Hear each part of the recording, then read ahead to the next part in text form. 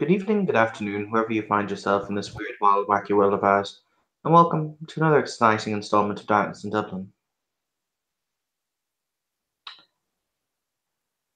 The sound of a drum echoes in your ears.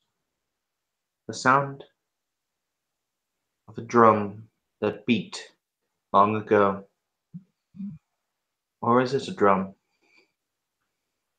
Boom, boom. Could it be your heart beating? There are many questions that you ponder as you float in the formless darkness, your only company, the rhythmic beating. Perhaps your heart beats in tandem with the drum of the world. Perhaps the world has no heart, and what you hear is the colophonous sounds of another soul rent by its foul machinations. All around you there is inky nothingness, the void, the lack of being. You feel it slither over your skin almost as if it were tangible, as if it were real. You swim amid a sea of shadows. Then, from nowhere, there is a single pinprick of light that cuts through the darkness. You move towards the pinprick, and you see the eye that looks back at you through the darkness. It is as if it has rendered to the darkness itself, and it looks at you with all of the intent of the sun looking upon the world. There is nowhere you can hide your face from its sight. It will always find you. It looks at you with that intent, burning into you. No secret could be hidden, no false truth laid before certainty.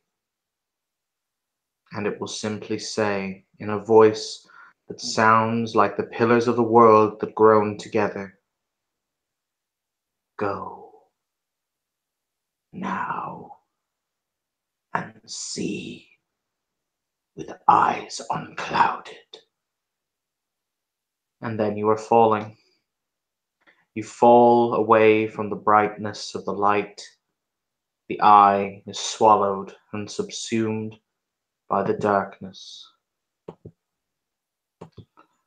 Everything returns to the mire, returns to the ephemera of self, until then again you stand, at least for the moment, until there is nothing, until you have fallen through the nothing. At this point, you will become vaguely aware of something. How to describe that? It's something wet that's almost snoofling against your face. Schnoofle, schnoofle, schnoofle.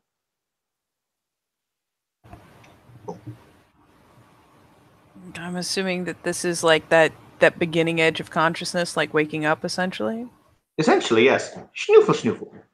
I'm not gonna lie, I feel like the reflexive action is to be like "Meh," and reach up and kind of push whatever it is. You know, not roughly, but like out of her face. Like what the fuck? It, Try to it feels really, really silky soft as you press your hand against it. just gonna kind of blink and try to get her eyes in focus and just kind of mush the thing out of her face. Like what? As you do so, when you open your eyes, you will see this snoofling you. There will be a distinct pause, slow removal of her hand from the giant, like Irish elk face.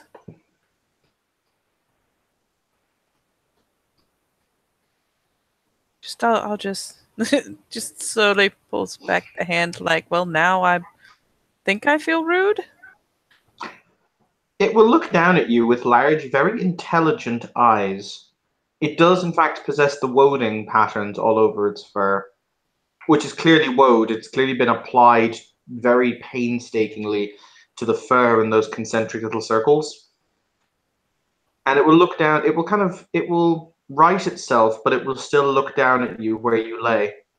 And for the record, you lay in a small thicket, a clearing amid very large trees that loom over all around you. However, surrounding you are various different wild flowers that fill the breeze with a scented perfume and a multicolored collage of bright and dancing colors. Gonna take a second and heave up onto her elbows and just kind of take it in. Because she's pretty sure this isn't where she fell asleep. Pretty sure she'd remember this. Doesn't seem like where she would have fallen asleep. And yeah, you just look the whole place over and look at this elk and then kind of look up accusingly at the sky just to make sure the sun is in fact a sun. The sun is not in fact a sun. As you look into the sky, it is bright purple. And there is no sun. There is no moon.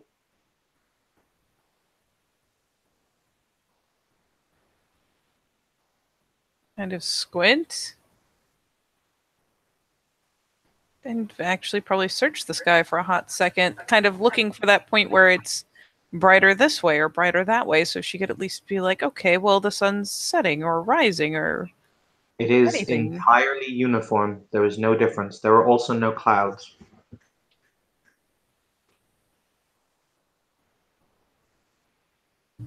Finally gonna sit herself properly up now. Still kind of looking over at this elk, because that's not weird. Is it spooking at all when she's sitting up?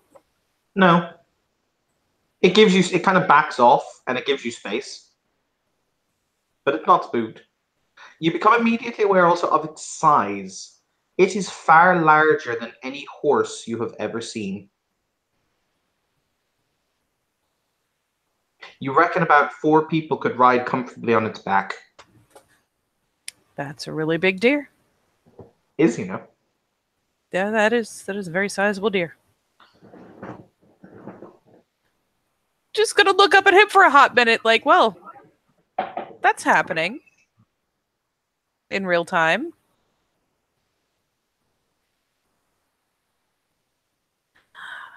Its antlers are pretty. They are. They're beautiful. And she will actually look over and kind of pick up a hand, like, as if offering it out. Not palm up like you do to a frightened animal, but kind of almost reaching out towards its head. And in a way, kind of inviting it over if it wants to make contact again. As it sees that you are being receptive, it will clip-clop over again, and it will lower its head. And she's just gonna kind of rub up and down that central point of its muzzle and brow. Like, okay, this is real. I'm even touching it.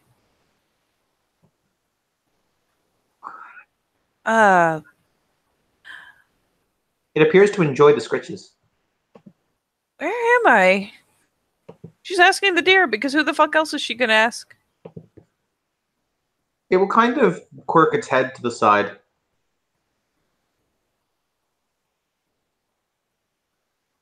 Fair enough. That was probably asking too much.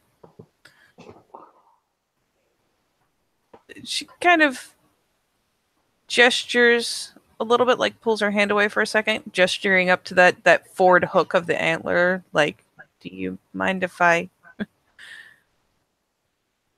And I mean, if he doesn't back off, she'll slowly reach up and kind of grasp there because he's more than big enough to hold her weight, and it would give her something to pull herself up out of the grass.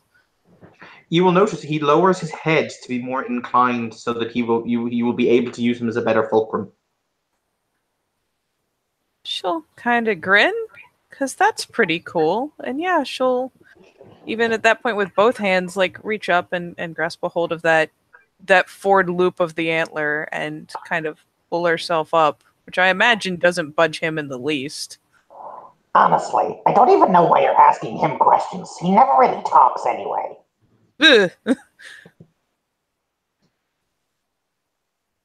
There's a good proper look around.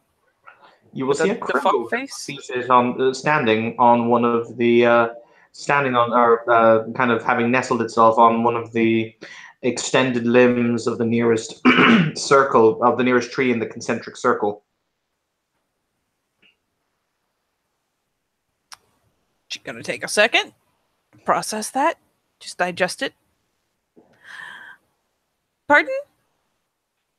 I said... I'm gonna have to repeat myself again. Wonderful. I don't know why you're talking to Deary McAntlers over there. He never really speaks to anyone. Seeing as she's heaved herself up, she'll again kind of rub that scrubbing motion at the front of his face, a place he can't really scratch without trying to find a tree he can fit his antlers around to rub it against. So, like, kind of scrubs her palm up and down the front of his muzzle and head. Okay.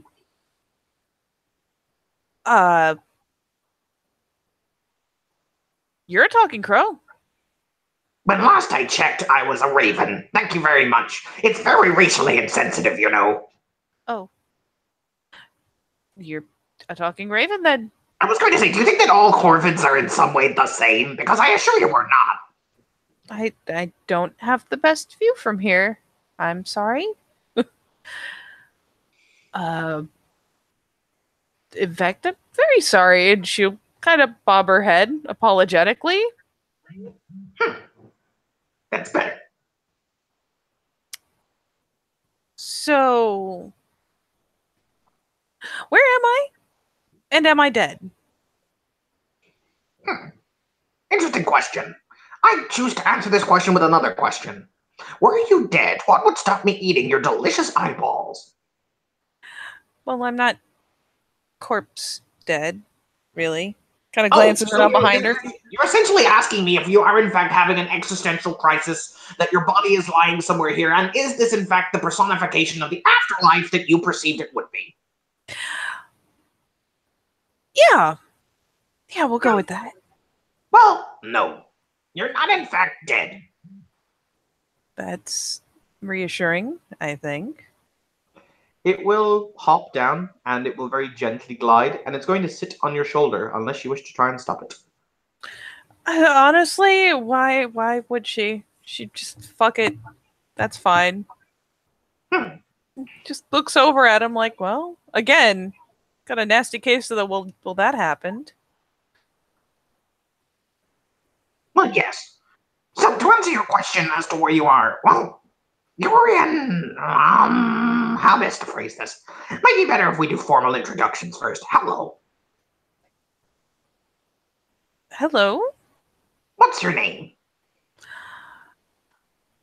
Morgan. He will extend a little claw, as in shake claw. Oh my god. Yeah, you can't even be mad at that. She just kind of reflexively picks up one of her hands and curves it around so that she can like extend a finger for him to grasp onto to shake his little talons. It is very nice to meet you, Morgan. My name is Kelnu. Blink. One more time so I don't say it wrong. Kelnu, as in K-E-L-L-N-E-W. Okay. It is very nice to meet you, Kelnu. Mm-hmm. That, he will say, denoting with his beak, is Theokna. Blinks down at the at the stag for a reaction. He will kind of nod his head. Oh.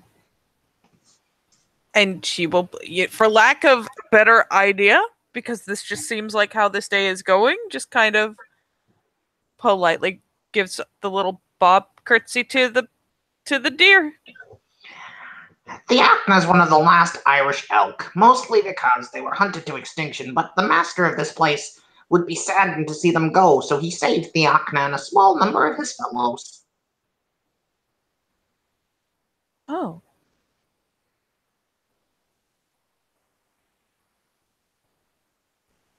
Okay.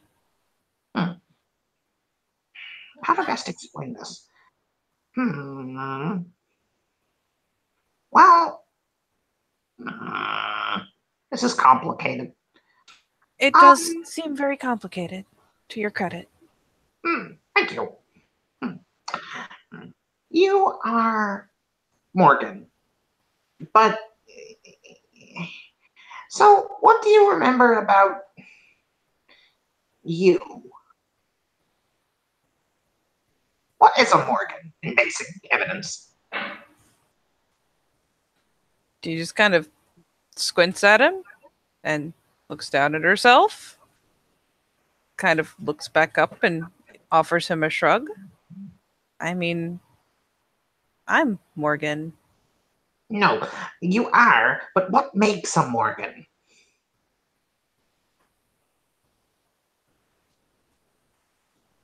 I'm not sure. Well, therein lies the question. You see, how to explain this? You're many things. The world is but a series of masks that we wear. Masks that are eponymous with the things that we wish to be. So it is about understanding what Morgan is and then understanding the rest. Because Morgan is just a mask that you currently wear. You need to understand why you wear it.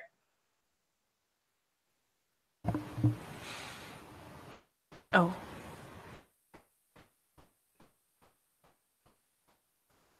Does that make any sense whatsoever? Technically, but not really. Wonderful. Well, to answer your question, okay, we're walking that way, he says, pointing with his beak towards a general direction. Okay. And she'll kind of reach out and rub the side of the elk's head and just kind of start walking. The elk will get down on its haunches, as in very, very low. Oh. Well, you know what? She just, if he hunkers all the way down so that she can actually get onto that gigantic back, yeah, she's not gonna think twice. What are the chances that anyone else living has ever done this? And yeah, she will kind of carefully, obviously having no idea what she's doing, will nonetheless, manage to straddle his back and probably even reach forward a bit to stabilize herself, either by kind of grasping at the back of his neck, or if his antlers swoop in enough, even reaching. You'll be able to plant your hand on his antlers, which gives you good balancing support. Yeah, considering when he gets up, it's either she's going to keep her balance or she's going to flop off like an idiot. Yeah, she'll take a hold of the antlers to kind of let him know she's up there. He will walk forward quite slowly. It's still probably faster than it would be if you were walking by yourself because of his gigantic stride. But you can tell he's putting effort into you not falling off him. Yeah, at a walking pace, there's some initial adjustment, but once he's started moving and she's had a chance to kind of get the idea of, okay, flows this way, flows that way, she's pretty good. And we'll eventually let go of the antler and probably be grinning. Because this is pretty fucking cool. So, let me give you some basic explanation. So, first start, because this is important. What is my name? Kelwyn? Near enough. He'll say, "This is Kalhaya." He will say, kind of spreading his wings very wide because he's still sitting on your shoulders. All around you is Kalhaya, also called the Garden, or the Garden of Rest. Welcome. I feel like we should have a t-shirt stall or something.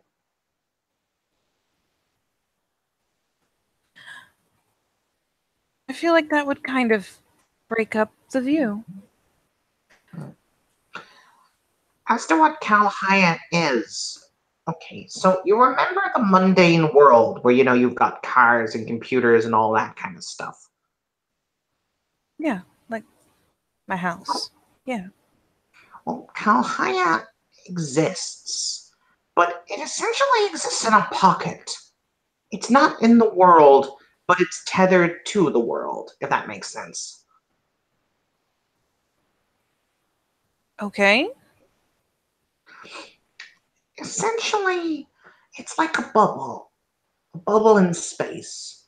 And in here, they keep things that are lost, or rather, that would have been lost to the world. So, like Thalmoth here and his kind, they would have been hunted to extinction, but the fact that they were saved because otherwise they would cease to be. The deer will nod his head at that. Kind of, yeah. Were they always intelligent? No. The Keeper made them that way. As a matter of fact, you're going to go and meet him now. He said that I was to greet you and to bring you forward when you were ready. I don't feel very ready. Well, on the bright side, you didn't defecate yourself, which is definitely a step forward in these cases. That's fair, I suppose. At this point, Katie, you will ride over the lip of a hill, a large hill about 200 feet up. The elk is making rather steady time, and spread out before you is a vast field of flowers and trees that extends as far as the horizon. And on the horizon, you will see this holding up the sky. Literally.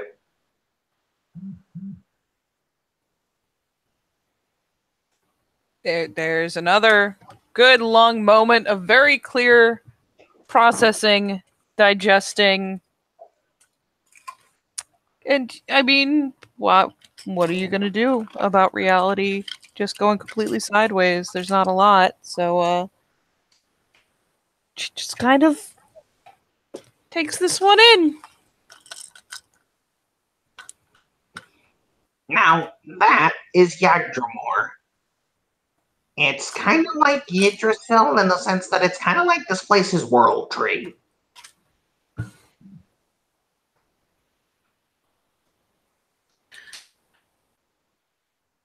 Okay.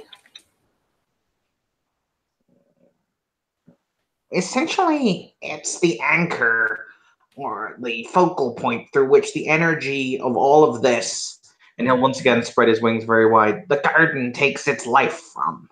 You following? Sure. Why not? It's okay to say no, I'm not exactly, threatening or anything. It's making as much sense as it can make.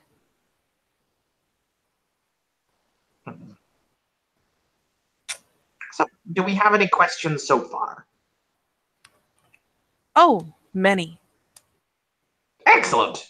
You can ask them to the Keeper because God knows I'll probably get them wrong. Okay. Do you at least know how I got here? The short answer, yes. Long answer, the Keeper will tell you.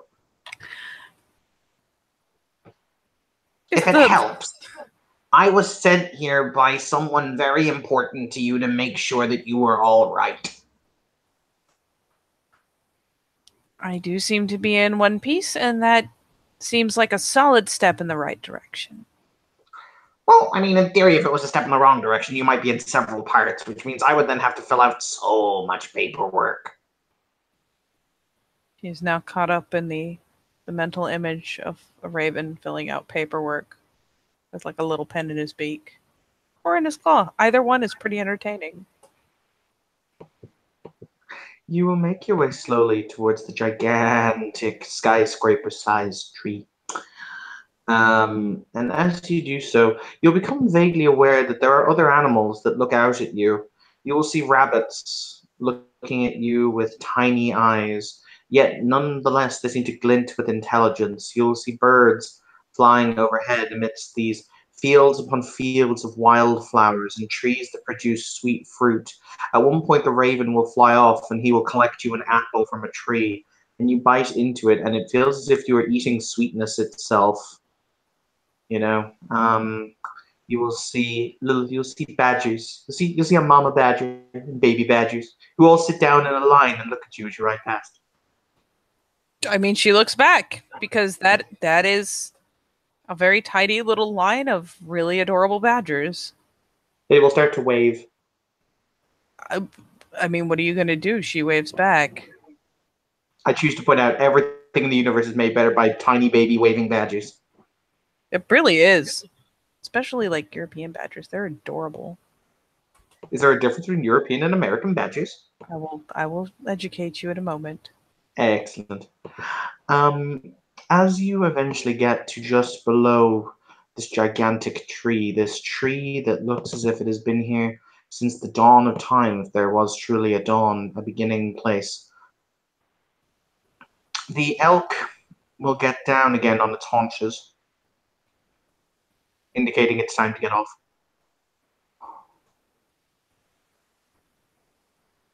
Sorry, say again?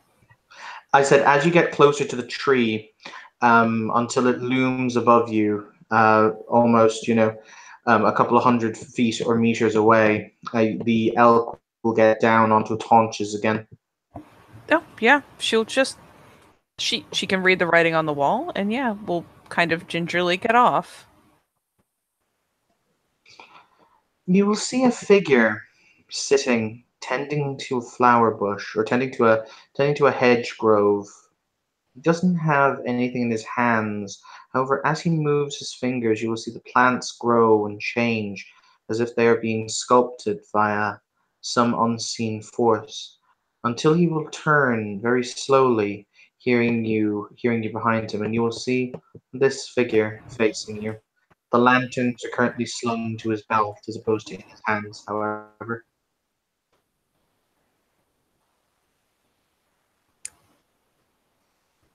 Well, that's not foreboding. She will say that out loud, in fact. Oh, come on! That's the keeper. You might want to go and be nice. He went to an awful lot of trouble for you. Oh, okay. And she... Yeah, go ahead and kind of approach. I mean, he has branchy parts and shit. So yeah, she approaches, albeit... I choose to point out those actively appear to be part of the outfit and don't appear to be coming out of him. He still has branchy bits, even on his outfit. It's weird. So yeah, she will approach, albeit, especially as she gets nearer, somewhat tentatively. Okay, it is a passive ability of mages to sense the resonance of others. This guy's resonance feels like...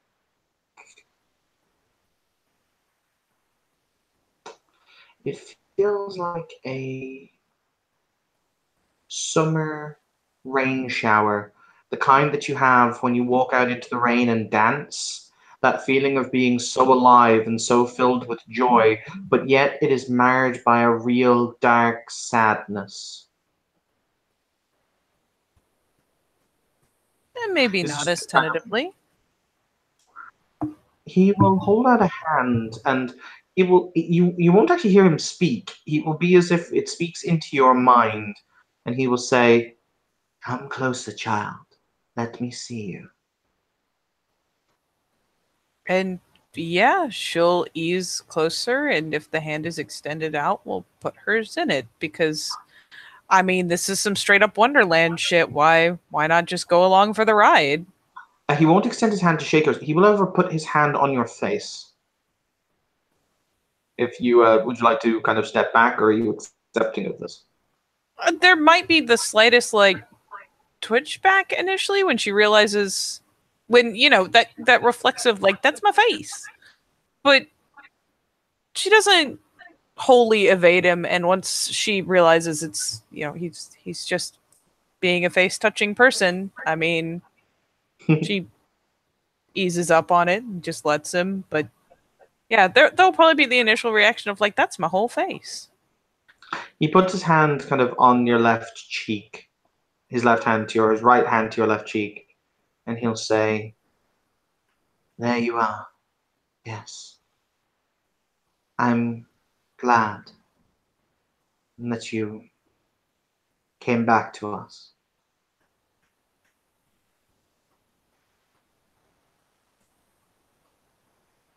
Pardon? Hmm. There is much that I sense you wish to know and understand.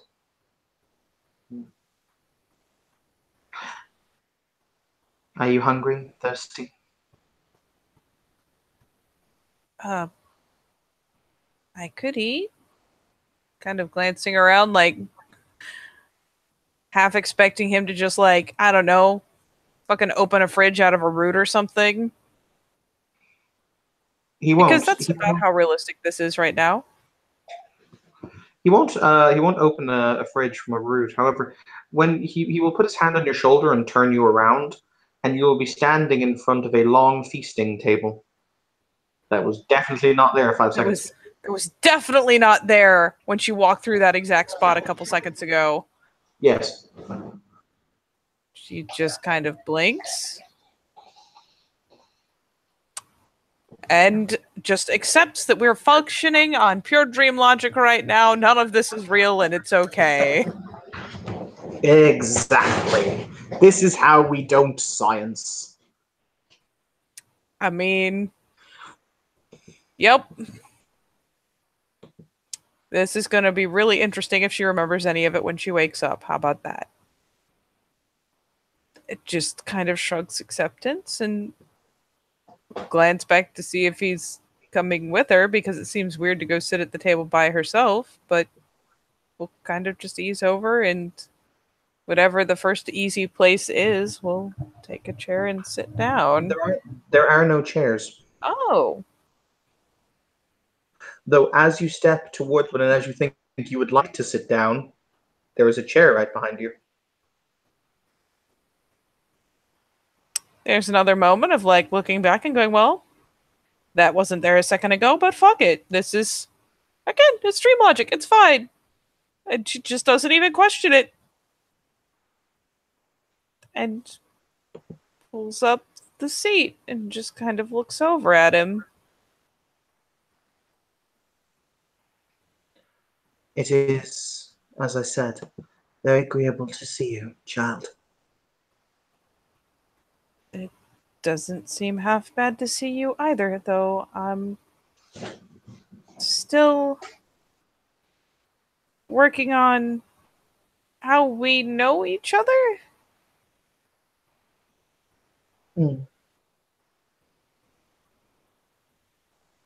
Because you seem to know me pretty well. And I have no idea who you are. Yes. I have no doubt that that is the case. It's just kind of a nod, like you right. I am simply called the Keeper. It is my title.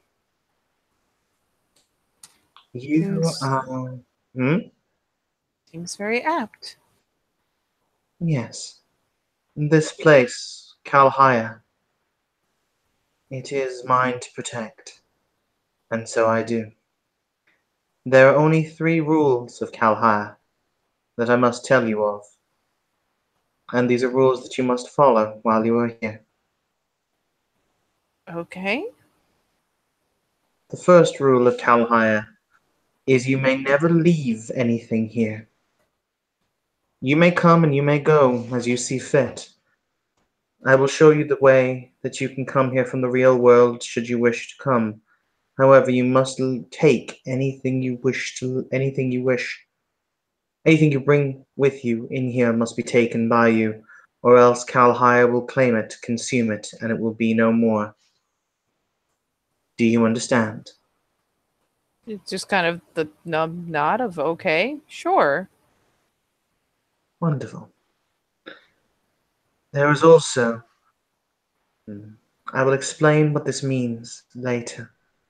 We are the blood of old. We are those who danced Beltane before it had a name. You must never reveal the existence of Kalhire to anyone save your fellows. I will explain that in a moment. But do you understand as I have stated it? Okay. Very good. The last rule is simple. I am the keeper. There was a time when I went by another name in another place. However, you are to never ask. I am always to simply be the keeper.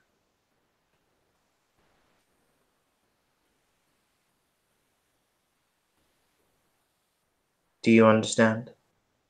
Yes. Now then, I sense you have many questions. Please feel free to begin. I will answer what I can.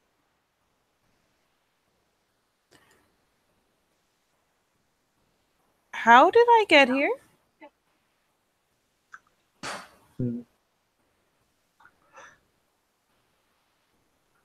He will pour water from a jug into a deep...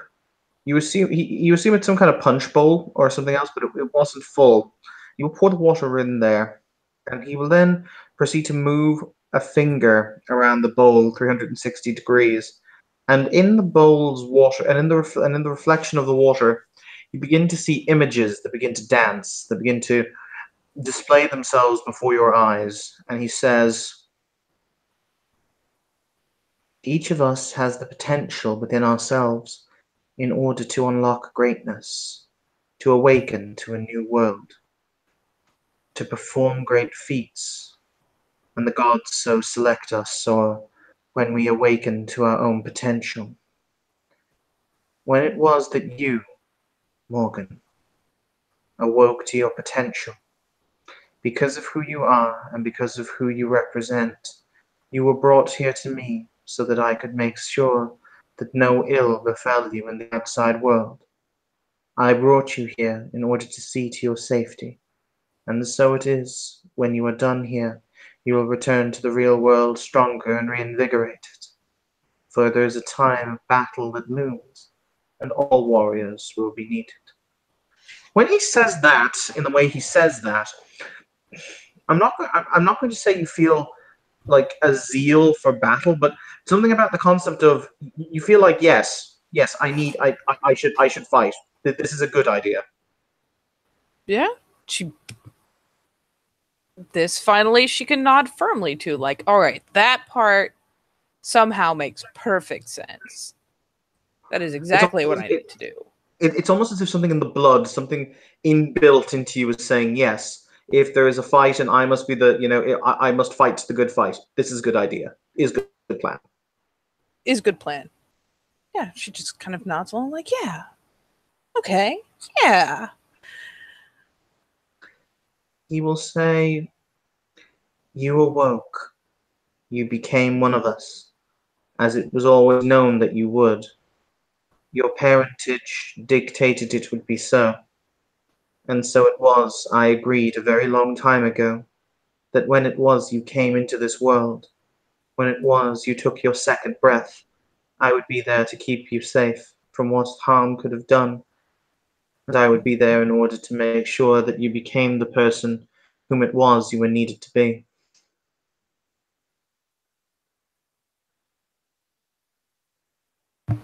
So I'm not asleep. No. You're very much awake.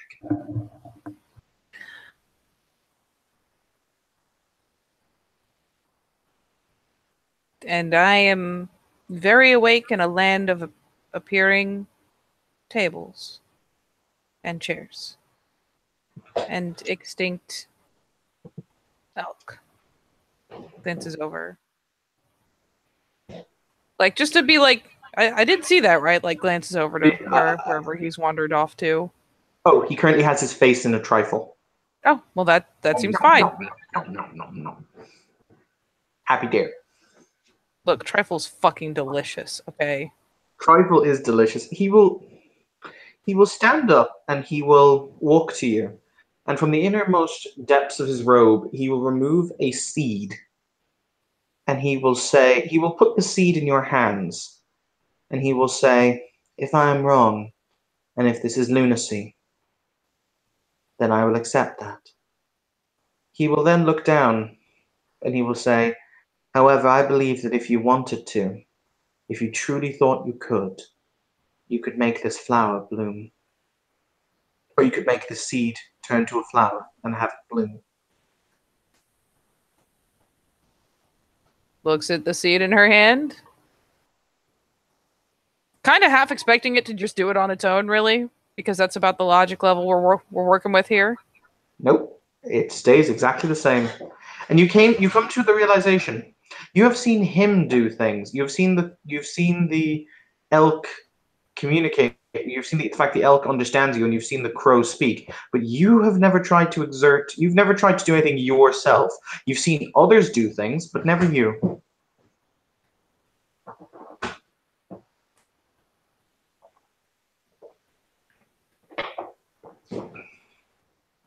Kind of just squints at it.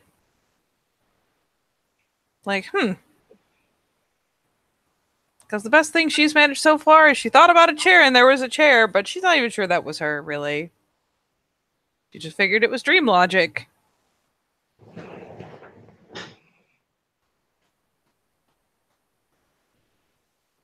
So she'll glance around at all the things on this table and finally,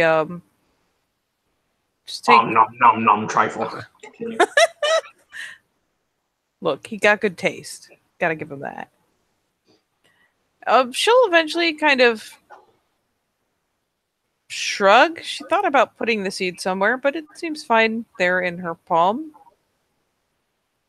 And yeah, she just kind of, with her other hand, nudges it with a finger, like, hey, wake up.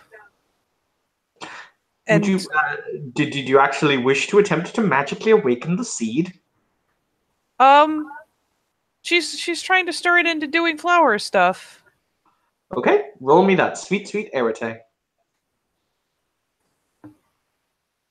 I should be in the right place to roll things. That's a thing I could do.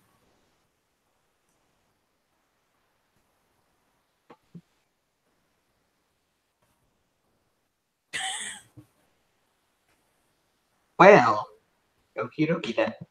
That's 3 successes. And you only needed 3 successes. The flower, the seed will split open. And I will choose to point this out before I continue to narrate further. You know in your heart, you felt the power run through you. You know you did this. And the green stalk will emerge from within the seed until in your hands you have a fully formed and beautiful twisting thorned rose vine upon which there is a single lilac colored rose.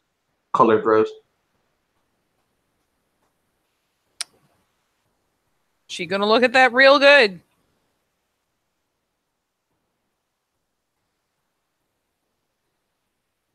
And then look back at the keeper. And then look back at the rose.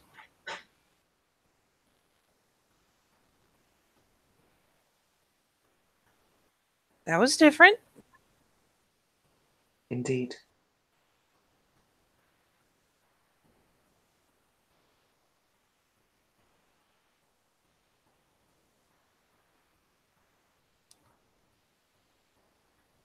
Am my balls crazy?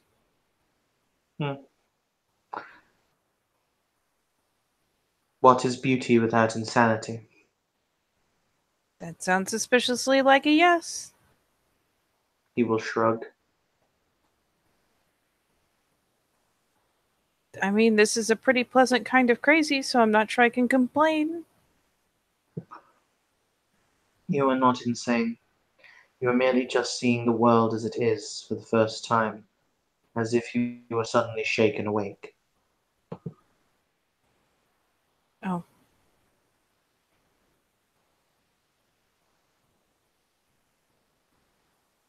What about that,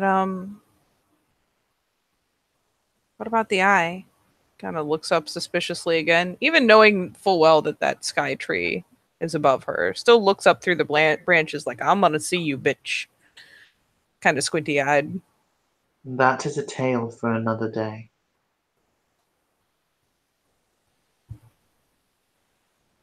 Hmm.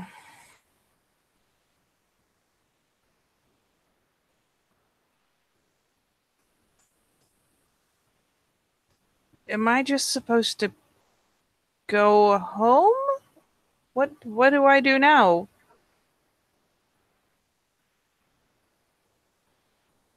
Hmm. Now you live a life with eyes wide open. I might even say eyes unclouded. Eh. One might. Kind of ease up out of the chair, because I don't know what one does with a random rose bush growing in their hand, but it doesn't seem very polite to leave it in your hand. And yeah, she'll like walk over to where there's other greenery and whatnot, various shrubbery, and we'll kind of just go to scratch into the dirt and deposit at least the better part of the roots there. And actually, you know what? I'll fucking express a little more life magic and be like, there, you root there, little buddy, kind of thing. Kind of Okay. encourage it. Important question. Do you spend any of your massive reserves of quintessence? Because you do have a crap load of it to lower the difficulty, or do you use a focus to lower the difficulty? Um, I have not narrowed down this list of foci at all, but let me go look. Saying you have faith as a foci, don't you? Mm-hmm. Saying a prayer, or even wishing it well. That'll do it. Yeah, essentially, kind of wishing it well. Probably some little thing she not even sure why she remembers, but some little blessing or another as she goes to like kind of ease it off her palm and into this scuffed up bit of ground. Okay, that will lower the difficulty to difficulty 5. Would you like to spend quintessence to lower it more? Or are you happy with difficulty 5? Um, I'll spend a point of quint and lower it one more just for And lols. lower it to 4. Roll them bones.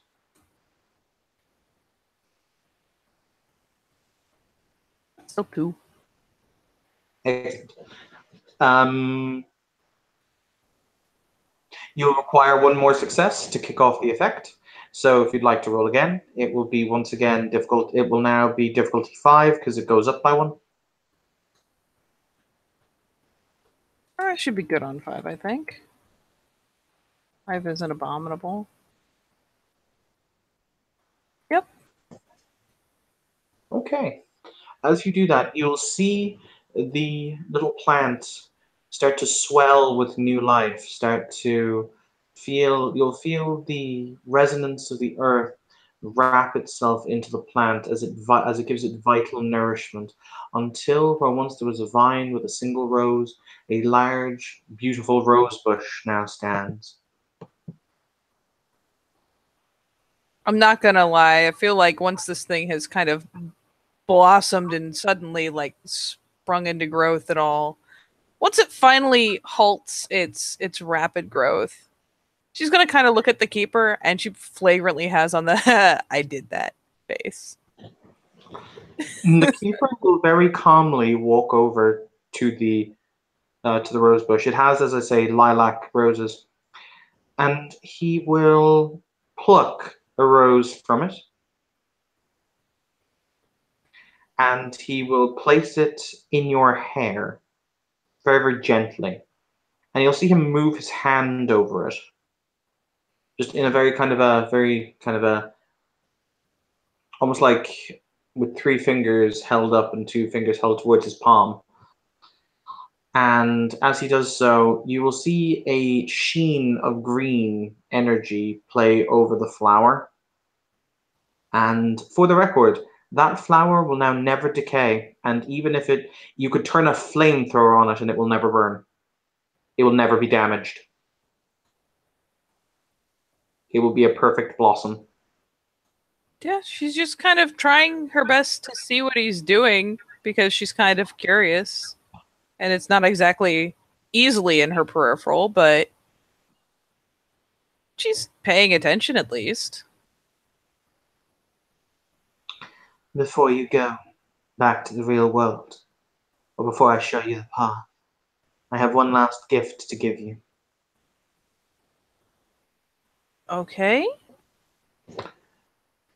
He will walk back to the table, and you will see him pick up a box that was always on the table. It's rather small as a box.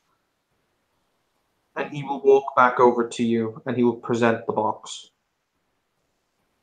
And she will accept the box as politely as she can. Am I supposed to open it or just... He will nod. Okay. Yeah, she will... Let's face it, she's kind of curious. She will flick whatever little catch it has and open the box. Inside there is a beautiful... It appears to be made of steel. There's a beautiful... It looks like a willow leaf style spear blade that is on a chain made of silver that dances with it's almost iridescent moonlight. Actually, no, my apologies. Who am I kidding? The blade is it is made of silver. It is made of chased silver, and it appears to, as the light hits it, it shines almost brilliantly. And it's covered in Celtic knotwork. And she kind of looks tentative about even touching it, really, but she'll probably kind of, holding the box in one hand, will reach out and kind of touch the chain, at least. You can almost feel the power play off against your fingertips. It's like a woo, pins and needles moment. Yeah, she touches it, does the little woo. Ooh. It just feels so right, don't it? Mm-hmm. Is it one of those things where you touch it and it's immediately like, this is mine? This has always been mine. It feels like it was made for you, yes. She'll probably look at least moderately perplexed, but certainly not unhappy. Just kind of like, bleh. Yeah. This registers perfectly. It probably shouldn't, but it does. Try it on. She kind of blinks and will go ahead and pull it gingerly out of the box, set the box, gingerly back on the table. What kind of chain is this? Is this like... It is a single piece of chain, so it is not designed to open, but it will fit over your head, and it is basically just a single piece of chain. Okay, so it's like a necklace chain. Mm-hmm. She kind of shrugs and just minding the flower, we'll go to loop it over her head. It's pretty. It is. Is it like a full-size spearhead? Yes. She just kind of looks down at it like, again, this feels so right, but that is a whole entire spearhead hanging on the front of my body. He will very calmly then, he will walk around behind you and he will take it off. And he will hold it in your hand. So he will hold out your... is your character right or left-handed? Right, probably. Okay. He will hold it out. He will hold it in your right hand so that the. Actually, you know what? I'll make her left-handed just because it fucks with people real bad. It's fun that way. It really does. Fuck you, you sinister bitch. Anyway, he will hold it in your left hand, and he'll hold it in such a way that the chain is too long, so it basically the spearhead will fall down one side of your hand, and the chain will continue going a little bit on the other side of the hand. So you get what I mean? Just kind of drape down the palm. Yes. And he will say a single word in Irish, which I will write down in the chat for you so you don't have to worry about it, which is Majin, which is essentially, from an out of character perspective, it means morning, as in the time of in the morning and the day. And the chain will go immediately rigid, but not only will it go immediately rigid, it will explode in terms of length until you are holding a spear roughly 6 feet in length. Blank.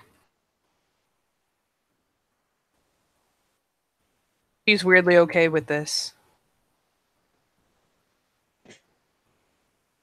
Is the haft also like the silvery material, or is it wood? Yes, it's also the silvery material. Yeah, she has a spear in her hand now, and she is so weirdly okay with this.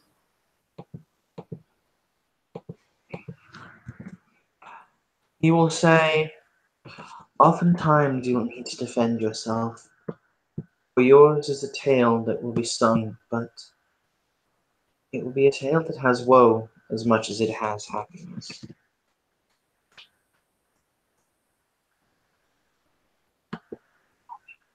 I guess all the good stories do.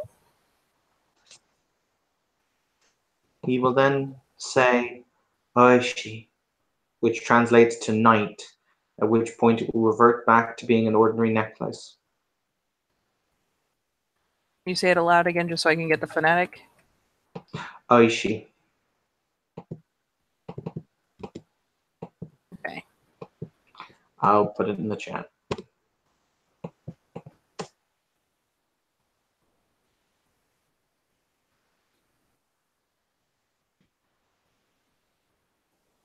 Okay.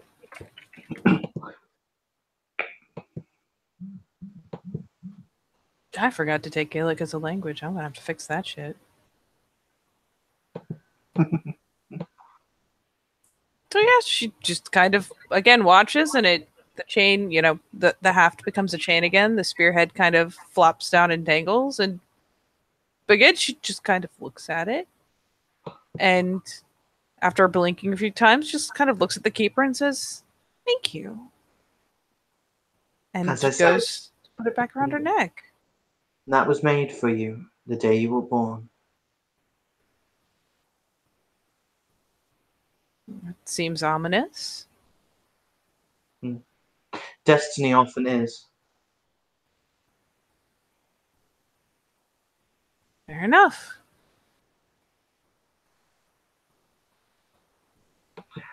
Now then, he will extend his hand. I will show you how to return. Is the real world going to still be the real world when I go back? It is going to be so much bigger than you ever remembered. She just kind of nods like, okay. Just seems weird for this and that to exist at the same time, you know? Don't worry, Miss Morgan. I have to go with you to make sure you don't get into too much trouble.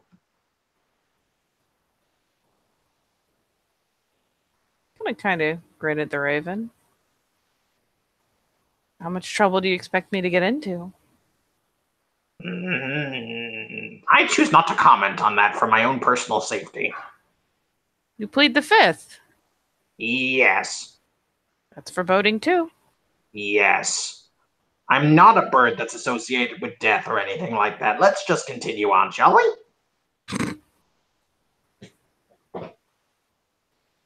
Is he still perched on her shoulder? Been there this whole time? Yes.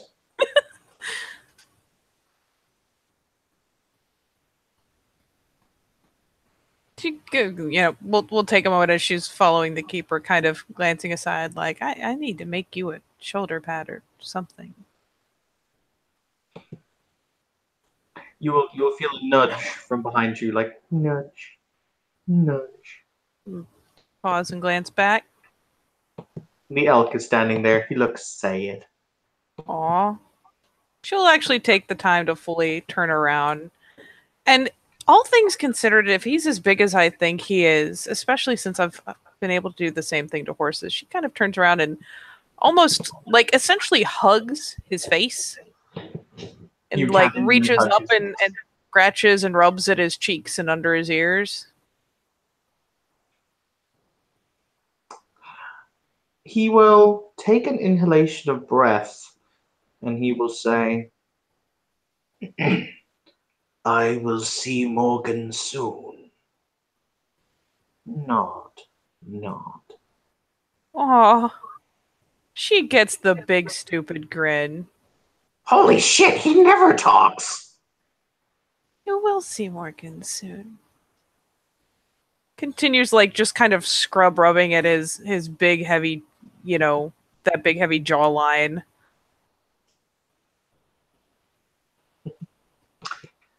The keeper will wait for you. You'll notice that he's standing on a path that's made of white carved stone, and he will lead you down the path. He doesn't say much as he leads you down the path. You will leave. He'll leave Talmuth behind. As you leave, you'll see Talmuth go. You'll see him walk off nobly because stags are so noble. So fucking noble. They are, and you will see him go to a herd of stags. He is the largest stag. Aw. Are they all painted up? They are all painted up. That's pretty fabulous. You'll see little baby stags that are still like the size of ponies.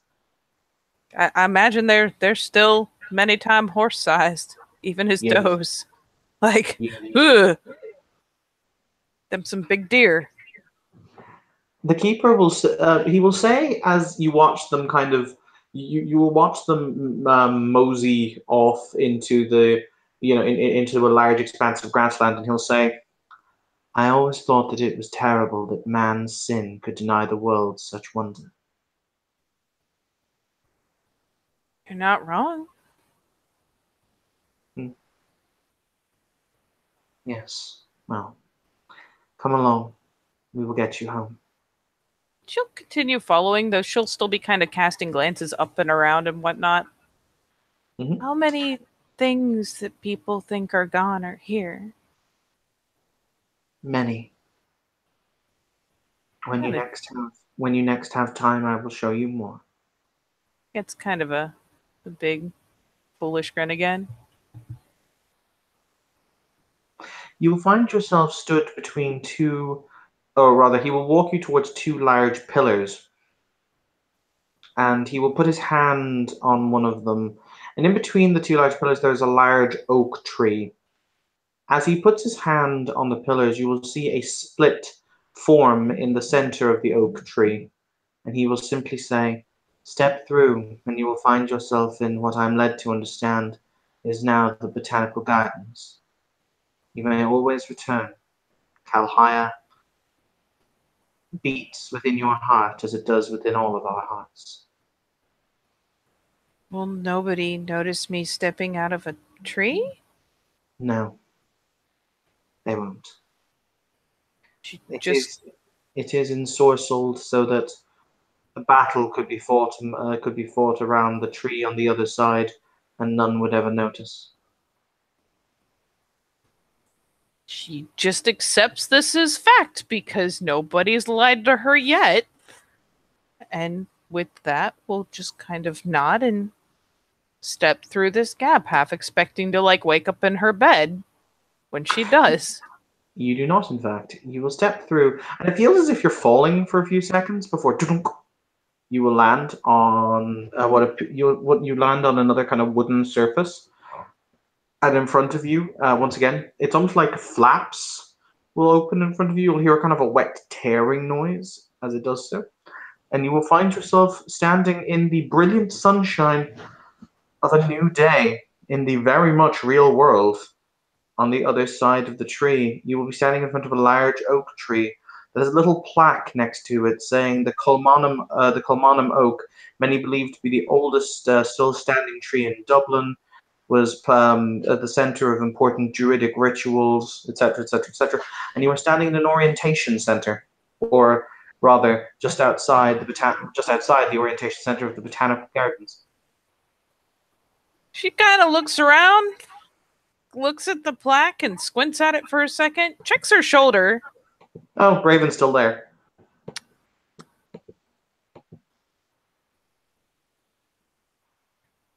That was real, wasn't it? Like, Wow. almost accusingly. What the hell do you want me to say? Like, reaches down and just kind of, or like, looks down and like reaches over and just kind of touches the spearhead and just brushes her fingers on it, like in a self-soothing kind of motion. Huh.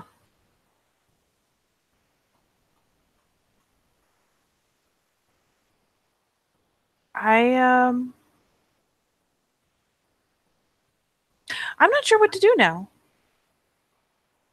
Waffles? She finally kind of nods a little bit. Yes. Waffles. You know what? That's as good as any plan. Let's get waffles. So I should probably At this point, we will end our scene, but we will end the scene as it says, I should probably tell you things like, about Magi. This is gonna be alphabet soup. The most important lesson I can ever teach you: fuck the Order of Hermes. Okay. And with that, we will end our scene. Thank you, player, for playing. Thank you, watchers, for watching. This has been another Scene in Darkness in Dublin.